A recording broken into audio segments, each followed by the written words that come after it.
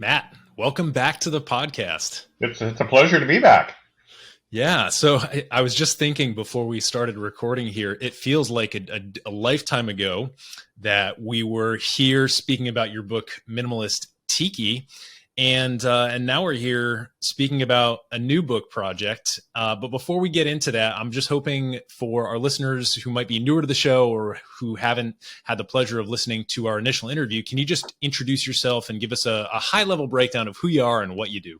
Sure. Yeah, my name is Matt Pietrek. I am a former, or should say, retired software engineer, if you want to put it that way, but software engineer for 30 years who found myself drawing more and more to wanting to write about spirits and cocktails. And then I started doing that, and all of a sudden I'm like drawing more and more into rum, more and more into tiki cocktails, and I love them all, but rum and tiki tropical lifestyle cocktails are my particular passion. And so since I've started that, I essentially quit my job at my software job, and my wife and I quit our jobs, moved to New Orleans for her to go to grad school. And before we moved to New Orleans, we wrote Minimalist Tiki, and then once we were here, we started on a new book. So, and what a coincidence that you happen to also be in the sort of orbit of a particular beach bum with a particular bar in New Orleans. Shout out to Jeff Berry.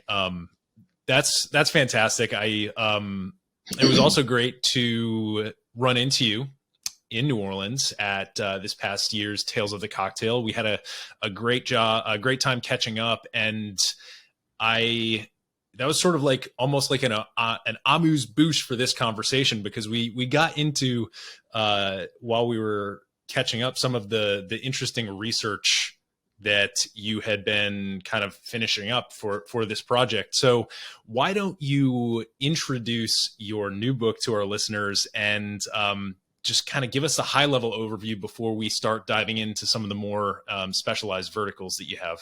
sure. Actually, let me grab a copy right here, real quick.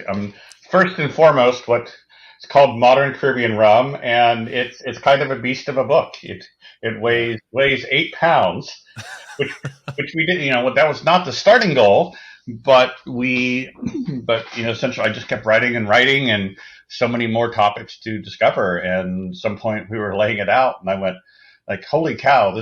We're not even done laying it out, and it's 600 pages." And these are big, big 10-inch by 10-inch pages. So we get a lot on the page, and it still took 850 pages.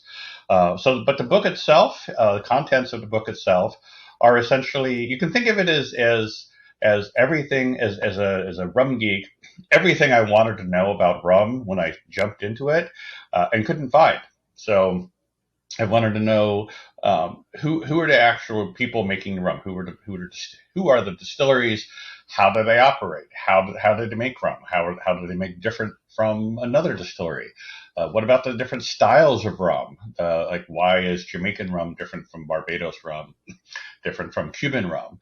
I wanted to know sort of more of the business behind rum. At some point, I learned that many of the famous brands that we know, like Smith and Cross, for example, there's no Smith and Cross distillery. There's actually one company in Amsterdam that basically blends the rum for many of the world's popular rum brands, but nobody had ever heard this story. And so I just started. The more I jumped into rum, the more I learned, and more I learned I didn't know. And this book was it's finally time to either write down what I know or go learn what I don't know, figure out what I need to know, and then write it down. So it's intended to be a very comprehensive look at Caribbean rum today. It's not necessarily a history book, although there is history within it.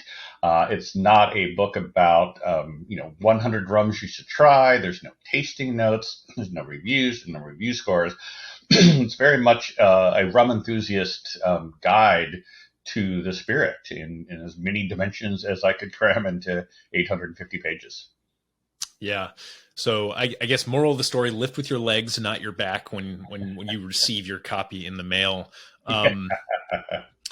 This is also a self-published book. Is that correct? Yes, it is. So back when we did Minimalist Tiki, we self-published that, and we needed, at some point there's a spot on the form somewhere that says publisher. I'm like, well, let's walk press. So we just sort of came up with the name and didn't really think much beyond that. But then when we decided to do this book, we like, hey, maybe we should try to make an actual publishing company out of that. And sort of, jumping way ahead, we actually have a couple more books in the pipeline that I didn't write. So we're sort of taking our model of independent publishing, along with a profit sharing model with the authors, and trying to get books into people's hands from people who are very passionate about a topic, and that maybe a traditional publisher wouldn't want to publish, or they would want to publish it, but they'd want to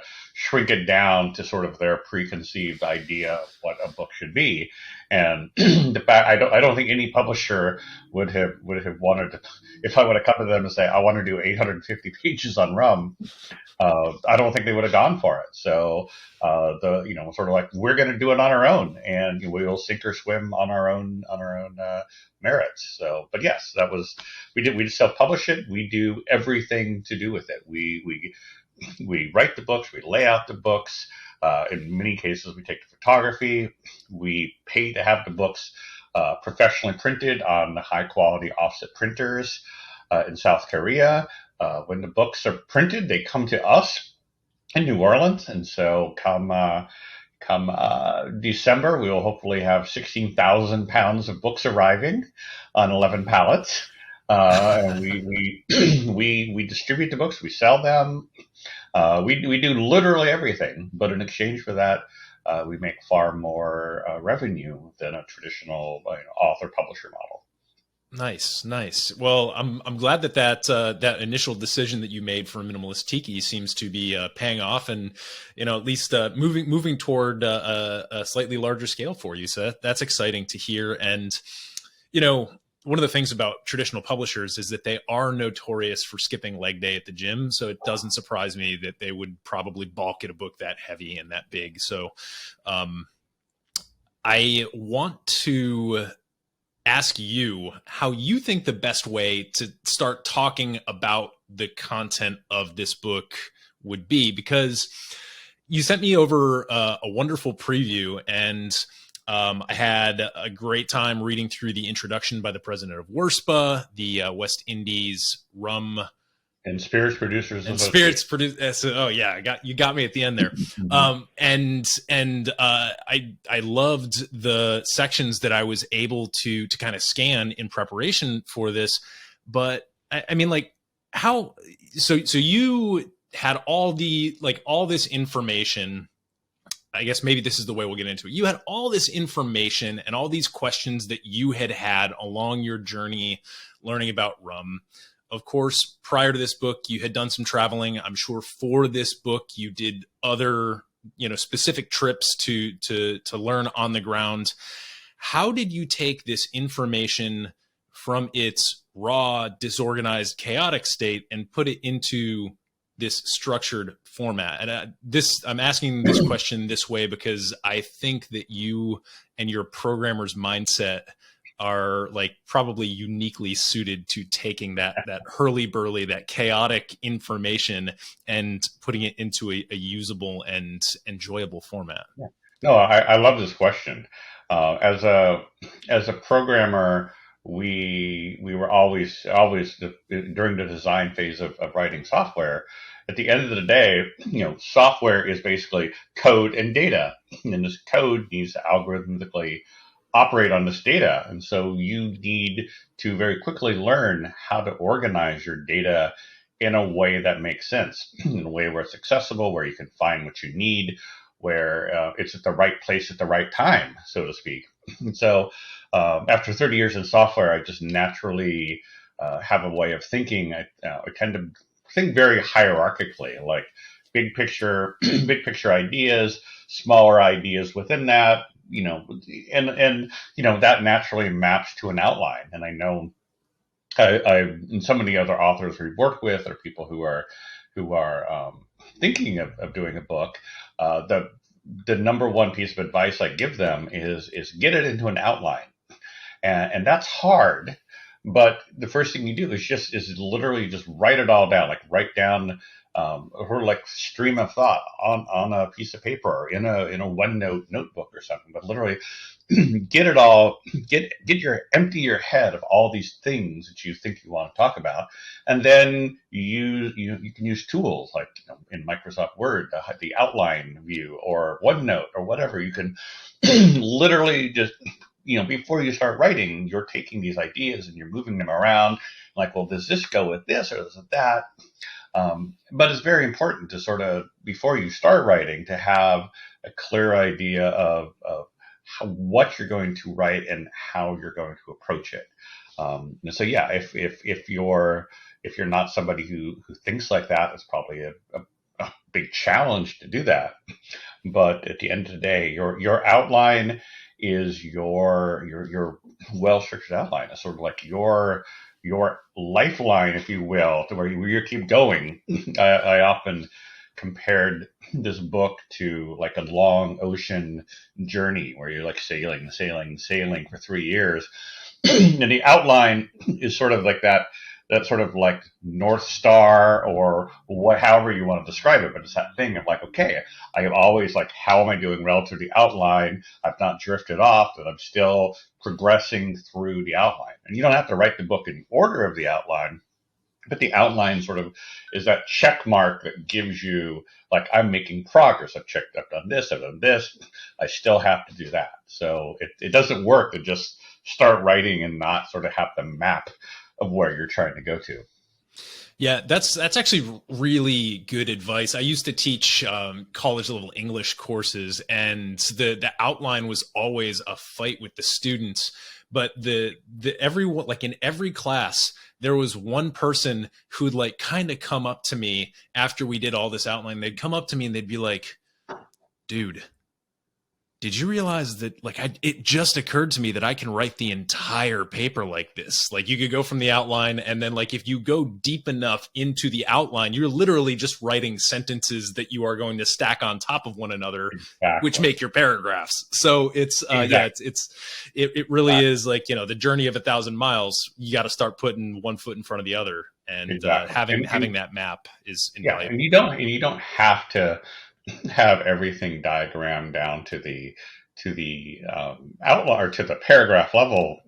The way I think about it is if I looked at one line of an outline and I could speak 3 sentences or 3 paragraphs about it, that's good enough. When I get to that part in the outline, like, oh, this is the topic in enough detail where I go blah blah blah blah blah blah blah blah blah blah, done. Exactly. But yeah, I know people. I used to struggle with it. I didn't want to do it. I mean, hell, I never thought I would someday make a living writing. Like, it will seem crazy. But again, the software always leads me to think in this very hierarchical way. Even emails I compose end up kind of looking like an outline. Right. Well, I'm being primed by your backdrop right now, which is just, for those joining us just on audio, it's just rum. It's all the rum behind you. And it's leading me to sort of a dual question here. Part one is, what about rum to you it makes it so fascinating in a way that you're almost, I follow you on social media. I know that you post about other spirits as well. Recently, some nice American whiskeys. But what about rum makes it something that you are so willing to tunnel vision yourself into? And the part two of that, and maybe this is somewhat related, is, the book is called Modern Caribbean Rum. The Caribbean is essentially an archipelago of different islands producing different rums in different ways. Why, isn't it somewhat fitting that, based on the way that rum kind of works, that it's the Caribbean was like this natural place for it to find its I guess its apotheosis or its apex of the best place to make it? That's a really interesting question like that. I haven't thought about it that way, but let me try to tackle it in what makes sense to me. Yeah. First off, well, rum is yummy. Like if you've never had a Jamaican rum, you'll either hate it or you'll love it. But if you love it, when that first sip, your brain is going to go like, oh wait, this is what I've been missing my entire life. Like when people talk about rum, flavors of rum, this is it. This is something I've never really experienced before. So, like you said, it's yummy. But beyond that, I think, it goes into something sort of I've ranted a lot in various stories, basically the categorizations of spirits. Like we talk about bourbon as a spirit, and Scotch whiskey as a spirit, and Irish whiskey as a spirit, and cognac as a spirit. And then we put rum alongside of there, but it's not like that. Rum is actually a meta category, if you will, that if you think about Irish whiskey, Scotch whiskey, Canadian whiskey, Japanese whiskey, they're all styles. They're all substyles of a whiskey. They're all different, but they're all substyles of a whiskey. And it's the same with rum. That rum is not just one thing. It's not like bourbon, or it's not like Scotch whiskey. Rum is a collection of many different sub-styles. And so I like to say, to use an analogy, you can think of Jamaican rum as being like Scotch whiskey, and Barbados rum might be like Irish whiskey. So, the upshot of all of that is that rum is incredibly diverse, more so than any other spirit. Like if you look at the breadth of whiskeys, like even if you took all the different styles of whiskeys, even peated whiskeys or whatever, you look at, okay, what's the sort of the envelope of their flavor profile? And you did the same thing, maybe not with brandy, but if you said all great brandies, for example, what's the envelope of their flavor profile from Pisco to brandy to Armagnac? And then you look at rum, like all the different styles from Jamaican rum to Claret and whatever. It's just so much broader, that there's so wildly different, to the point where if you take somebody who's a good taster but has never experienced rum or isn't familiar with the styles, and you give them three different styles of rum, they probably wouldn't identify them as being the same spirit, just even the same family of spirit. So it's incredibly diverse. There's so much to explore. And there's something for everyone. Like some people love the Jamaican rum and think that the Spanish heritage rums are relatively, light in flavor, and other people may love that. My wife, Carrie, co-author of the book, she leans more towards that style. And there are people like me who are like, these are all my children. I love them all for different reasons, but I love them all. So it's just so much to explore there, and so much history behind it that, I know people like to dig deep on bourbon, or dig deep in Scotch whiskey. It's like, I think of it like I have, 10 times more different avenues to go down and play with when it comes to rum.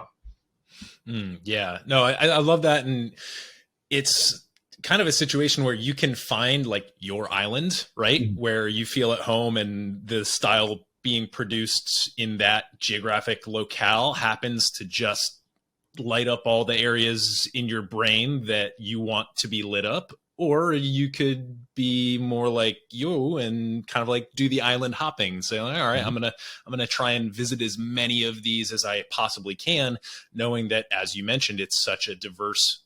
I love that notion of a meta category, because it also makes me think about how liquor stores are organized. Also, probably primed to buy all those bottles behind you, and you walk into the liquor store and there's the bourbon shelf and the Scotch shelf, both whiskeys, and yet there's only one rum shelf. There's not a Claret shelf. Exactly. Yeah. So yeah, it's sneaky in that way. And, I want to allow your book to do most of the work for us on this. If people are curious about all the specific details that kind of delineate these different categories from one another, obviously next step would be to pre-order the book. But I want to get in a little bit to the big broad buckets of rum styles, because one of the things that I was thinking about as I was preparing for our conversation is that with all these different rules that you like, the production style rules that you're encountering in these different categories and the different islands or countries within those categories, you doubtless encountered places where there were like little cracks, like things didn't quite line up. It's not like Jamaican rum starts here and ends here, and right where like Jamaican or British style rum stops, well, then that's where the French style kind of picks up and starts. So I'm curious about these cracks, because I think the cracks are where the light comes in, right? They kind of teach us like the little aha moments that make you think like, finally, like I actually get this now. So could you, I guess, just for our listeners who might not be like big rum aficionados, describe those couple of big buckets that rum fits into? Yeah. So I've recently, I love this question. So I've recently started, and I talk a little bit about it in the book, but I've sort of recently did it for a group of people where I said, we need to stop really thinking about or put aside the idea of like, this is a British style rum or a French style or whatever. We need to really think about it as a series of choices, some key choices that sort of set the direction that the style direction that rum is going to go. Almost in the same way that like if you think about like a musical band, it was like, well, if it has a guitar and a bass and a drummer and a drum set, it may be able to do a rock and roll type of band. But if it has a piccolo and a xylophone and a whatever, they're also instruments, but they're going to be different. So these sort of production choices sort of are the key differentiators that sort of, if you can almost think of it as sort of like presets. If you set like this choice like this and this choice like this and this choice like this, you get something akin to a Jamaican rum. Or if you set them like this, you get something akin to like a rum agricole. So the key differentiators, if you will, are number one is the source material. Are you, and I'm dramatically oversimplifying here, but is it made from cane juice, basically fresh squeezed cane juice, or is it made from molasses? So that's one, and I'll map these in a moment. Cane juice for molasses is one. The second is it like a very short, fast fermentation where you're like, I want to get alcohol quickly? Or is it like, we're going to let it sit around and let natural yeast do their thing for 2 or 3 weeks? Third is how you distill it.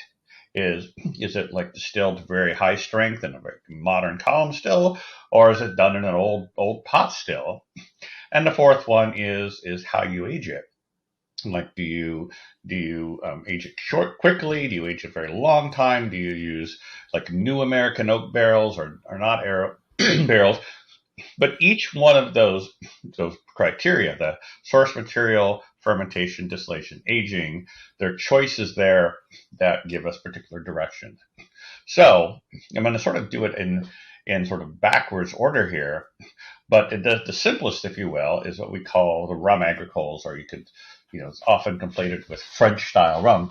But the rum agricoles, the fundamental thing about them is that they get their flavor. The cane juice gives you a very different flavor. Like if you took cane juice and molasses, fermented it exactly the same, distilled it exactly the same, you'd still end up with two very different spirits.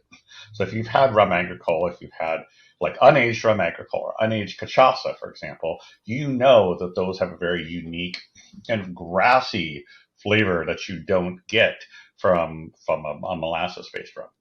So cane juice is sort of one key differentiator. You're not going to see, for example, a cane juice Jamaican rum, really. You're not going to really see a cane juice Spanish heritage rum. Like Bacardi's not, to our knowledge, making cane juice rum there.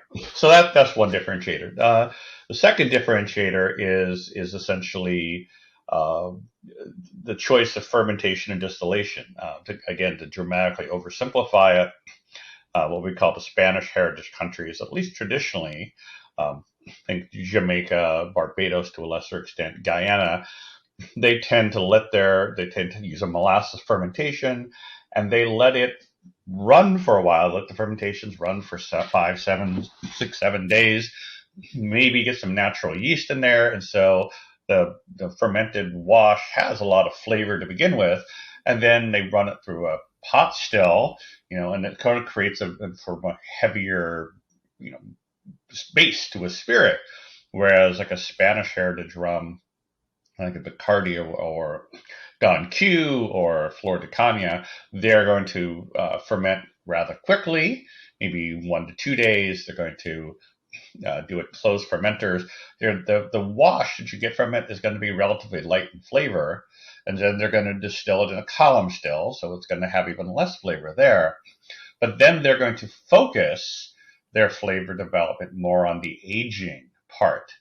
So the characteristics that they can impart to a rum via the aging. So we kind of think of like the Spanish heritage countries, the Puerto Ricans, the Cubans, Venezuelans, Panamanians, as sort of like masters of the aging process, that we take a relatively light spirit, but through aging create something very beautiful.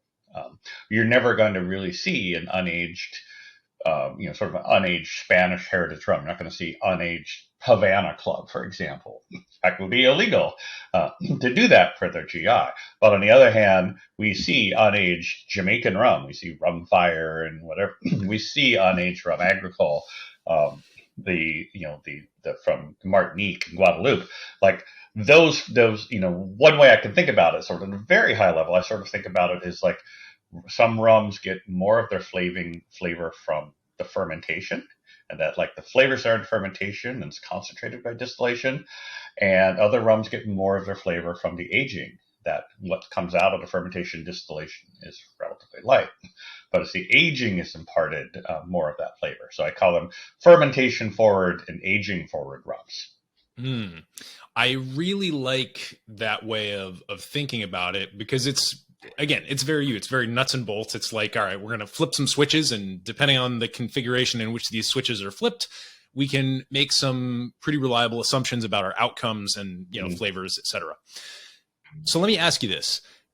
And I know that you were recommending before that, maybe lumping these rum styles into the sort of like Spanish heritage, French heritage, British heritage buckets wasn't necessarily the best way to go about it. But it makes me think of how literally archipelagic the Caribbean is, but it's not like all of the French islands are over here and all of the British islands are over here in this one corner and all of the Spanish style are over in this corner. They're all mixed together.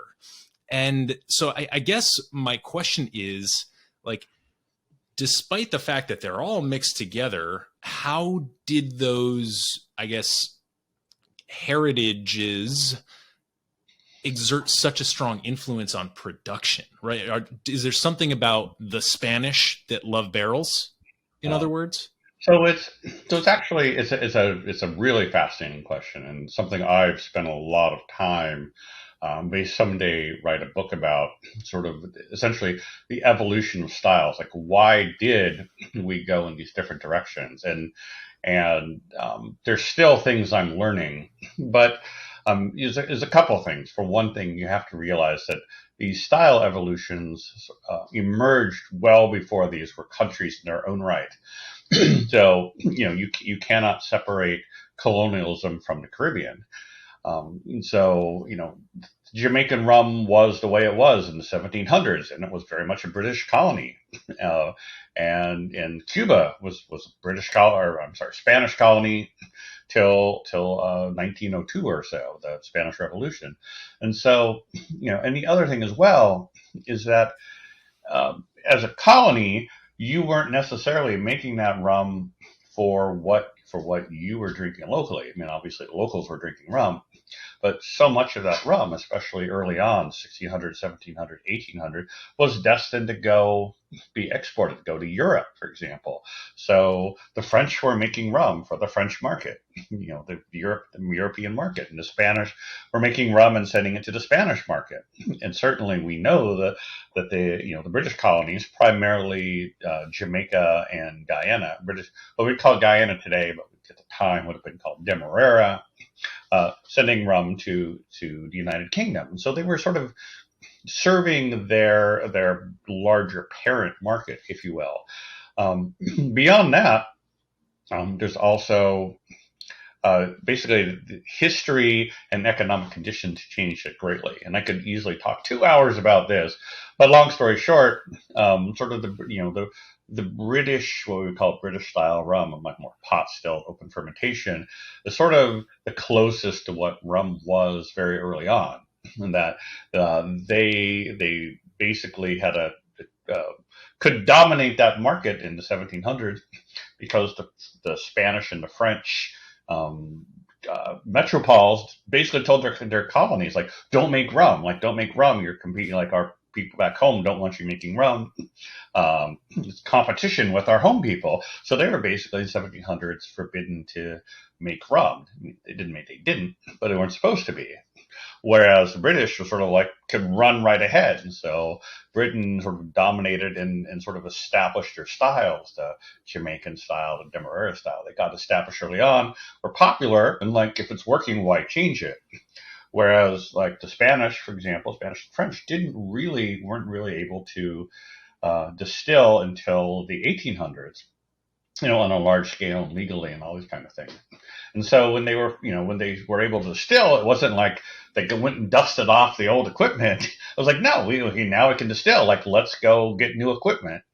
And at that point in time, it was a very fortuitous moment in time when the Industrial Revolution was just sort of cranking up. We had major advances in distillation technology. There was, happening in Europe, France and England in particular, and that changes in distillation technologies were things like double retort pot still, but more importantly, for later, the evolution of the column still rum. Like, column distillation didn't even exist until 1830, and once it did, the British didn't race to embrace it. The British were like, hey, we have a popular rum. We're making this rum like this. Why would we change it? And so, we see column distillation as a main sort of style differentiator. We see it primarily come to the Spanish and the French colonies first. So that's sort of like one major inflection point there. Another one is basically we call you could trace it back to Napoleon and the Napoleonic Wars and beet sugar and all that kind of stuff. Long story short, in the late 1800s, sugar became immensely unprofitable. There was so much competition, not only from Caribbean sugar, but also from European sugar made from sugar beets in the continent. Long story short, there were price crashes as Caribbean states could not remain profitable or had challenges making enough money to pay for their production costs. And so, and you got to remember, they were growing sugar not to make rum. They were growing sugar to make sugar. So when you take that sugar and you take that sugar and you mill it, you take out 80% of the sugar content to go make sugar crystals. What you're making rum with is that 20% that you didn't extract from it. And like you said, with the price of sugar, so inexpensive, they couldn't make money. And so, various people, including in the French islands, were like, well, okay, if we can't sell this, we can't, sell sugar to profit. Why bother making sugar? Like, we can still grow sugar and we can make far more rum per acre with it from cane juice. Basically, instead of like separating it into molasses and sugar, like, no, let's just mill the cane juice and make rum directly from it. So you could make, if you could make 1 gallon of rum with 1 acre using molasses, you can make 5 gallons of rum with 1 acre if you're making cane juice. So sort of simple economics that dictated like, hey, if we're going to stay afloat, we can at least make a lot more rum with the sugar. So, and there's many more stories I could tell, but like I said, it's rarely, it's surprising how much sort of like how economics and politics actually influence the change in flavor profile. And likewise, like war, like during the wars, we see, again, these home markets, Spain, Britain, France. France can't make a whole lot of branding during World War II, during the wars, and or phylloxera, for example. And so suddenly we'd see this huge spikes in like, oh, suddenly like we don't make enough brandy right now. Hey, Martinique, can you make a whole bunch more. And so rum has, across all these colonies, like no two colonies have the same timeline, but they all have their own sort of interesting timeline. But they're all sort of whipped back and forth by sort of changes beyond their control, and some of those changes influenced how they make rum. Yeah, it is kind of crazy how it doesn't take kind of like the six degrees of separation type thing. It really doesn't take a whole lot of cause and effect to realize that this rum agricole that you're enjoying today is because Napoleon, Mm-hmm. right? Exactly. That's the sort of the fun sort of connection to make. But I'll say we're even seeing it today. We're starting to see. I'm sort of jumping ahead, but there is one of the chapters talks about this, is that more and more as new distilleries come online, new Caribbean rum distilleries come online. And that was shocking. That would have been shocking 20 years ago if you said somebody is investing in a Caribbean rum distillery. That's insane. The ones we have there aren't making money.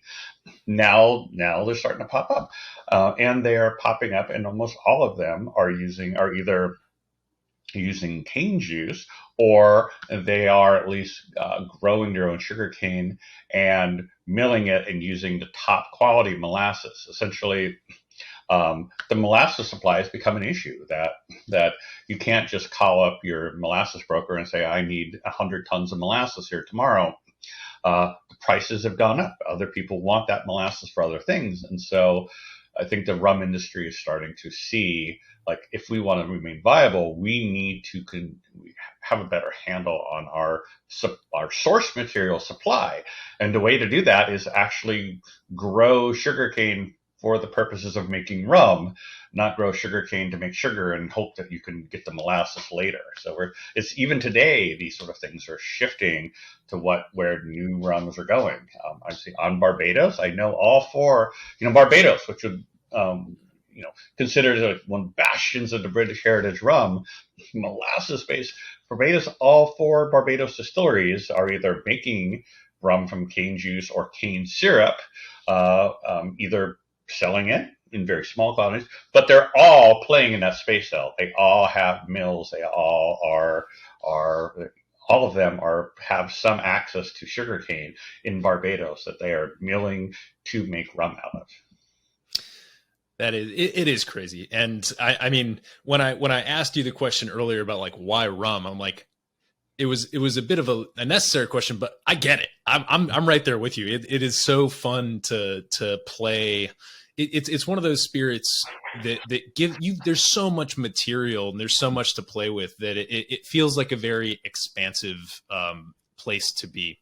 And I guess this is probably a useful time to note probably one of the most rigorous and exciting features in the book, which is the fact that you have literally documented these individual producers. So can you talk about that sort of catalog and the way in which some of our interested listeners might get value, might derive some value from that component of modern Caribbean rum?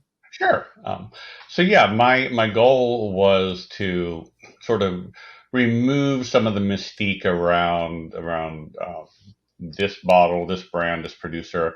I wanted to show both the commonalities of how rum is made across all these countries, different distillers, but also what makes them unique. And so, I'm constantly picking up a bottle like, oh, it's a, for example, River Antoine. Like, what does it's like? Oh, interesting. It tastes interesting or weird or whatever. I want to know more about the story. I want to know why does it taste the way it does? What production choices are they making that lets them make a rum like this? And so, again, this is somebody who just like to dive deep and know everything about everything. There's really not been any consistent resource for these producers in the same way that there has been, for example, in Scotch whiskey. There are books we're like going back to the 1800s.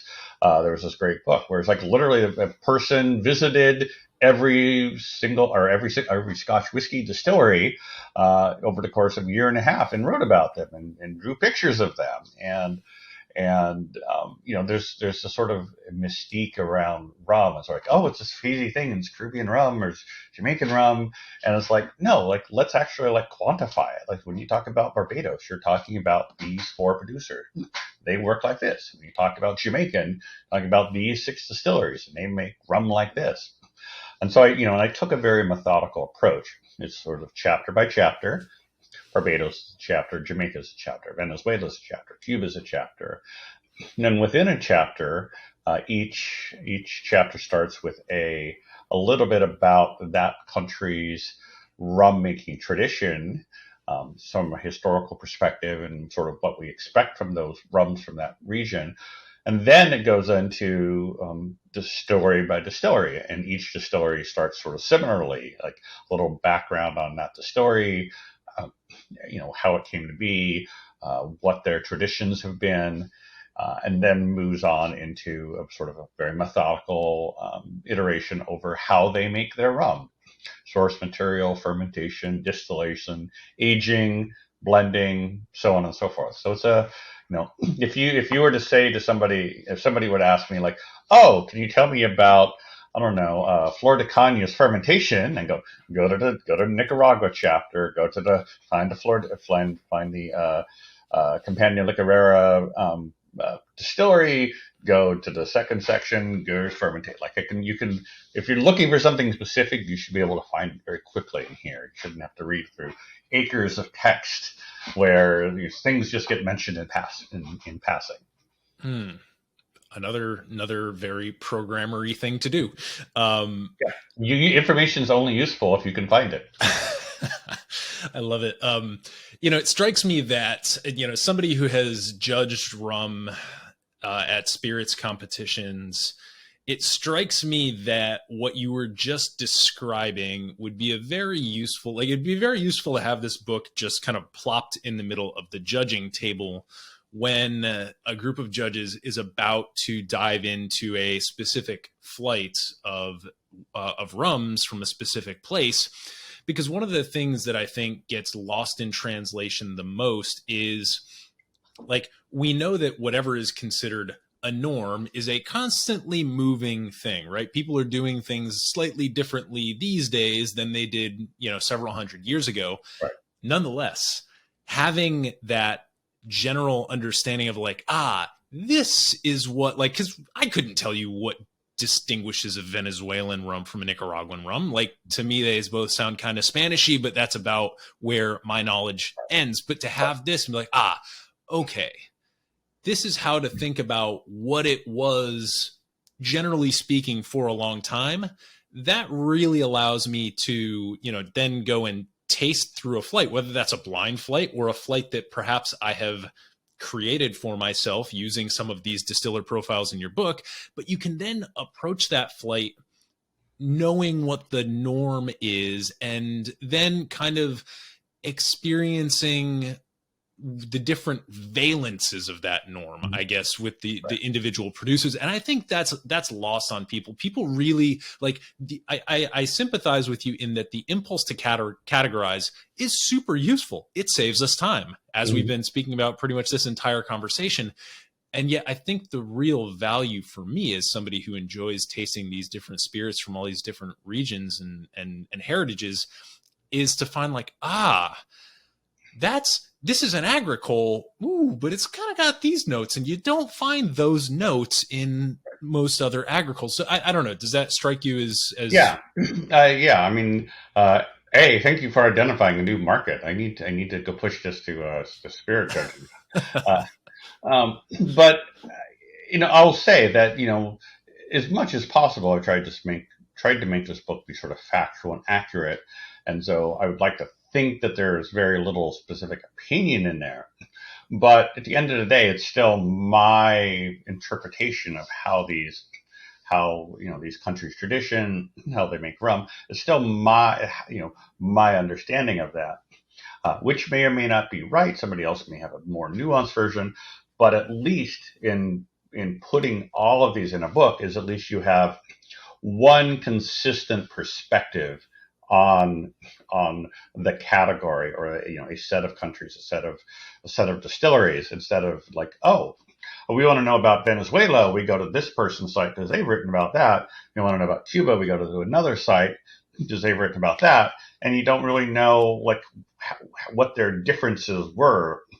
And so it's sort of, you're sort of like, so much of rum, being a rum enthusiast, is cobbling together what little information there is out there, and you don't really know, does this person know what they're talking about? Do they have a bias, whatever? You can say that about me, like I have whatever biases I have, but at least with this book, you have one complete set of information from one perspective, and I think that's important, and we've never really had that in rum. There's been people prior who have done things somewhat like this, but I'm pretty sure this is the most comprehensive ever put down on paper. Well, I think this is a great moment and inflection point to transition to how people can get their hands on it. I mean, if we had another hour, I would totally dive into, some of the fun sections that I really enjoyed reading. The cane acid section when it comes to like rum additives. I was like, I didn't even know about cane acid. Now I'm obsessed with cane acid. I want to talk about like the rum version of phenolic parts per million, which is how these smoky scotches get measured. We're measuring esters now, those fruity chemicals. All of that is in your book. I am definitely going to go back and spend some time with those sections. But for those of our listeners who might either be looking to pick up a copy for themselves or perhaps gift a copy over the holidays, how do we get our pre-orders in, and when are these things shipping when they get airlifted in 11 pallets to your driveway? Luckily, they're coming by ocean freight. We couldn't afford to have them airlifted, but we sell them on our Wonk Press site, which used to be the minimalistiki.com site, but again, when you go from one book to two books or more books, suddenly you got to rearrange things, and so Minimalist Tiki became Wonk Press with two products on there. So it's literally WONK Press, wonkpress.com. You'll see Minimalist Tiki there. You'll see Modern Caribbean Rum there. It is in pre-sale now. We know the books have been printed because we had 5 of them airlifted to us. So we have those books, and that's what you'll see in the pictures there. But we're told on a boat slowly traversing the Pacific Ocean. Will supposedly arrive sometime in December, and make their way here to us in New Orleans. Once we get them, we will start fulfilling the pre-sale. We'll start going through the hundreds of orders we've already received and figure out the best way to get them to people. Like I've been shocked at how many, pleasantly shocked at how many international sales where people are paying almost the cost of the book to ship it there. We don't make any money on shipping. That's entirely what the carriers charge us. But people really want this book, to where they're paying almost as much for shipping as for this book. And we're happy to work with people like, hey, no, seriously, get together with your friends, buy 2, buy 4. It's much, much more cost effective, buy multiple books and split them amongst your friends than to buy one. So, and we encourage that. We've been working with people to make that happen. We've also we're starting to talk with like retailers in Europe and hopefully elsewhere, where it'd be like, hey, if you'll take a pallet of books, like we'll sell them to you and you can resell them. And hopefully, we want everybody to have the book, and we want everybody to get it as inexpensively as possible. Amen to that. Well, we will go ahead and link to Wonk Press over on the show notes page at modernbarcart.com/podcast. Thank you. And with that, I just wanted to throw a couple of quick lightning round questions your way. Sure. Go for it. All right. Kind of appropriate. Desert island scenario here.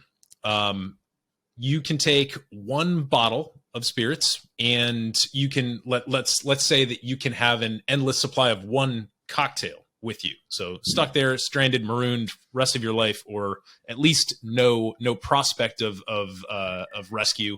What's your bottle and what's your cocktail? Oh my, that's hard. Okay, so like, what's your one child you would take with you? But I would have to say, like I said, I love all the styles. I love all the weird stuff, but something sort of middle of the road so that I could have at least a little bit of all of them. So maybe like a Barbadian rum, like a Barbadian rum with a good dose of pot still in there. That's sort of Mm. straight down the middle. Like it's rummy. It's not like anything else. And I would miss my Jamaican rum or whatever, but one of that. In terms of cocktail, to be some sort of tropical cocktail. I love the Mai Tai, but maybe just maybe again sort of middle of the road, like a Planter's Punch type of thing, sort of like Mm. rum, lime, sugar, exotic spices, and not get too wild about it.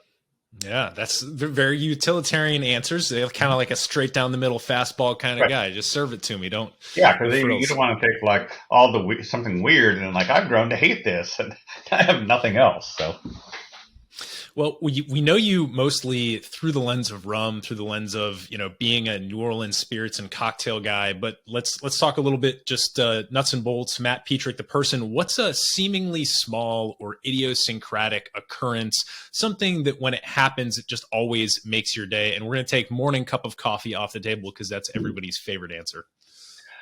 oh, that's a hard one. Um, I don't know. It's not something that I would say that happens every day, but sort of my happy thing, the thing that sort of brings me joy. And actually, like during the book, like when I needed a break from writing the book, I would, I'm not kidding you, go through the start, just like pick another document from my treasure chest of documents that I found but not yet really dug into. Um, I'm very much of a rum historian, and there's so much I want to learn.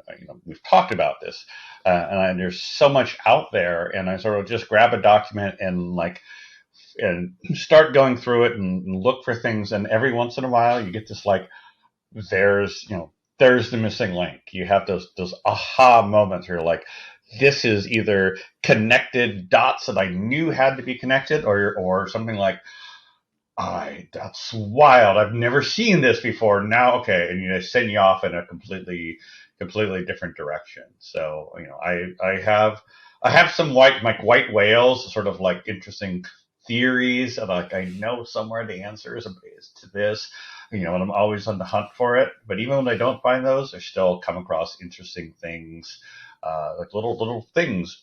A quick example would be we've always wondered, like 151 rum, why that? Why that proof? And I finally, and I had looked and researched, and then one day out of the blue, this little thing popped up, in a David Embury book, I think from Wow. 1956. Is like, oh yes, well it was like this strength was chosen because it wouldn't freeze in the cold Canadian winter. And you're like, Hmm. oh, okay. But yeah, so I live for those little moments where sort of like a new piece of information drops in. It's like when you're doing a puzzle, and like this is the one piece I needed, and it connects everything else. So that I, those are my moments. Yeah, I like the constant puzzle of sifting through all that information leads to some Right. little gems. I love the random Canadian cameo in rum history because like usually it's the Dutch who are kind of showing up out of nowhere Yeah. uninvited, but in this case it's the Canadians just kind of kicking in the door. Yeah, uh, there's all sorts of fun stuff with Canada and rum that people don't know about. So so last question here. I just wanted a hot take because this is a little news blip that came across my radar a couple of months back, thanks to our past guest Jamie Bloschke, who's got an awesome home tiki bar in Texas. But apparently, Don the Beachcomber, some company has acquired the rights to the Don the Beachcomber brand after it kind of had been shuttered. What's your hot take on that? please don't screw it up. I feel like if you know about tiki in the 50s and 60s, and it was the high culture then. People would get dressed up and go out for it, and it was a sort of glorious time that people who weren't alive then would like wish we could return to in some ways, at least for certain aspects of it. But we know that it kind of like crashed in the 70s. It was sort of like overdone, and people's mind drifted elsewhere, and basically was given up for dead until people like Jeff Berry and Martin Tate sort of came along and sort of revived it. And so we've had this great 20 years, or 10 or 20 years, where it sort of popped up, and we have great bars: Smuggler's Cove, Latitude 29, Devil's Reef, 3.7. We have these great bars, and more people are getting into it, and they're buying our books, and they're making the drinks, and they're making their own fashion. We love this, and I don't want to see this crash again. I don't want to become the sort of thing where everybody's sort of like the next big thing. Like we throw tiki on the name, and people get tired of it. I want this wave to run at a steady temperature and keep going for a long time, rather than get overdone and become another parody of itself, like what happened before. Well, maybe it's good then that we have modern Caribbean rum. We can get a copy in the hands of whomever is at the helm of this new Don the Beachcomber operation, and hope that that at least contributes to maybe some good decisions on their part. But Matt, I mean, this has been a blast for me. There's so much that we didn't get into, and luckily for our listeners, all of that stuff is contained within this new project. So I'm excited to get my hands on a copy. And for those of us who want to continue to follow you and what you're working on, what are the best places to stay in touch in the digital space? Sure. So for a long time, my cocktail wonk was sort of my only persona, if you will, in that there was the Cocktail Wonk website, there was cocktailwonk.com website, Cocktail Wonk on Instagram, Cocktail Wonk on Twitter, but now I'm sort of splitting that branding. So now if you want my cocktail content, it remains there. It's all there. Keep doing it. I'm continuing to do cocktail content in those channels, but we sort of split off, and now there's the Rum Wonk. So there's a Rum Wonk, Twitter feed, for example. Biggest new announcement is that I have a Substack now, joining the cool kids on Substack, and it's at mattpietrek.substack.com, like my name, but it's branded Rum Wonk. Someday I might just make the domain Rum Wonk point to it. But sort of Rum Wonk is sort of the rummy things. My Substack is where I'm going to be putting my rum content, my rum articles that previously would have been on Cocktail Wonk. New things are going to my Substack. So Cocktail Wonk, Rum Wonk, and of course our publishing company Wonk Press, which has some social media things out there, and in the coming months you'll see even more added to the Wonk Press portfolio. That is fantastic. We'll have links, as I mentioned, over on the show notes page. And Matt, I know you're an hour behind me, but it is here on the East Coast, 5 o'clock on a Friday. So I'm going to let you go and perhaps enjoy a dram of one of those many beautiful bottles behind you. But thank you so much for returning here. For having me on. Yeah, this was a blast. I've always enjoyed chatting with you.